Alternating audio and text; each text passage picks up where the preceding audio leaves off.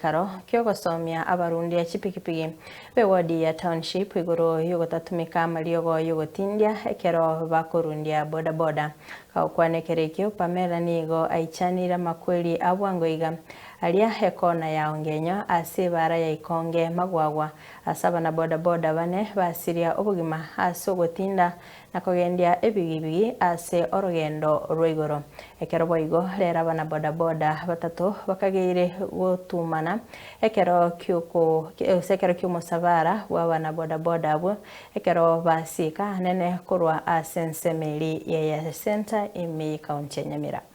Majina naitwa Pamela Mwita, the traffic base commander Nyamira. Siku ya leo nilikuja kwa kikao hiki cha wana boda boda. Nilitaka kuelimisha juu ya usalama barabarani.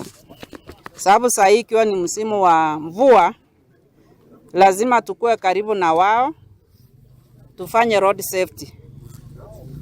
Ambapo waliniambia leo wako na mkutano hapa, nikasema wacha nikuja niwaongeleshe maneno ya road safety. Na katika hiyo road safety nimewaambia kwamba ni muhimu wakuwe na insurance, wakuwe na driving license, wasabu maneno ya speed wakiwa barabarani, na waangalie sana sana hii maneno ya ulevi. Ulevi ukiwa unaendesha haitakikani. Nimewahimiza ya kwamba ukiwa umelewa, kama ni lazima na umelewa, usiingie barabarani. Paki ya motorcycle mpaka wakati utakuwa soba ujue ya kwamba sasa unaenda kazini, hii ni kazi kama kawaida, ndio uingie barabarani. Waangalie maneno ya wakiwa feeder roads, wakati wana join the main roads, wanajua ni wakati gani wako supposed wa join.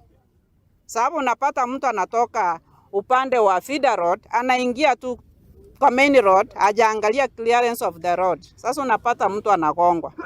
Marieta mbena diolino munyekero bwe county ite ya Nyamira naende ni no mokorera kumira n'abana bari bonse asoko amisha naende abantu bari baito balesiko bamanya machiko alia madam pesi abasomirie at least kero muntu abugatie sengenjo kero muntu